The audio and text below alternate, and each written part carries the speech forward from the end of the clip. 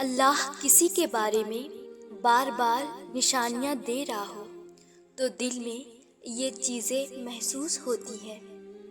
پہلی نشانی ہے دل کا بار بار اس کی طرف مائل ہونا۔ اگر آپ کا دل کسی شخص کی طرف بار بار کھنچتا ہے بغیر کسی وجہ کے، اس کی یاد آتی ہے یا اس کے بارے میں سوچنے پر مجبور ہو جاتے ہیں، تو سمجھ لے یہ اللہ کی طرف سے ایک اشارہ ہے۔ چاہے آپ اس سے دور ہو پھر بھی دل بے وجہ اس کی طرف راغب ہوتا ہے۔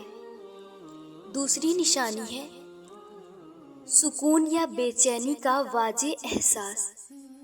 اگر اس شخص کے ساتھ ہونے پر یا اس کے بارے میں سوچنے پر دل کو سکون، راحت اور تسلی محسوس ہو تو یہ ایک مثبت نشانی ہے۔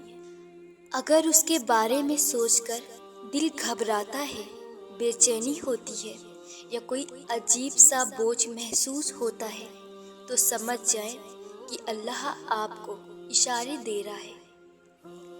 تیسری نشانی ہے بار بار ایک جیسے اشارے یا اتفاقات ہونا،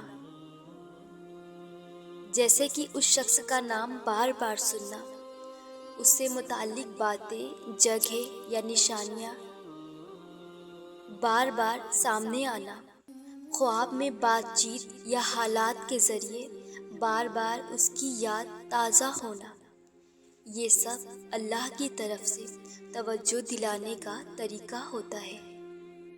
چوتھی نشانی ہے حقیقت خود سامنے آنا۔ اچانک اس شخص کی اصل نیت، کردار یا چھپی ہوئی باتیں ظاہر ہو جانا۔ جو باتیں پہلے سمجھ نہیں آ رہی تھی وہ کھل کر واضح ہو جانا۔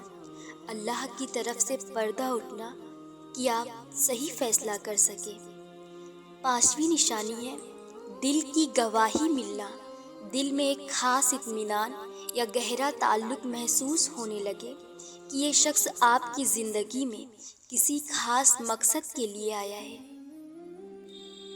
چھٹی نشانی ہے خوابوں کے ذریعے اشارے ملنا۔ بار بار اس شخص سے متعلق خواب آنا، خواب میں واضح پیغام ملنا، دل کو خواب کے بعد سکون یا الجھن کی کیفیت محسوس ہونا، یہ سب اللہ کی طرف سے آپ کو سوچنے پر مجبور کرنے کی علامت ہو سکتی ہے۔ ساتویں نشانی ہے راستوں کا کھلنا یا بند ہونا۔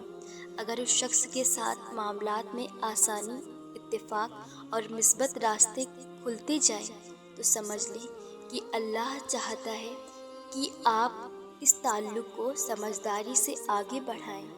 اگر ہر راستہ بند ہوتا جائے، دوریاں، رکاوٹیں یا غلط فہمیاں بڑھتی جائیں تو یہ واضح اشارہ ہے کہ اللہ آپ کو روک رہا ہے۔ یا اللہ، جو میرے حق میں بہتر ہے اسے میرے دل میں ڈال اور مجھے سچائی کی پہچان عطا فرما۔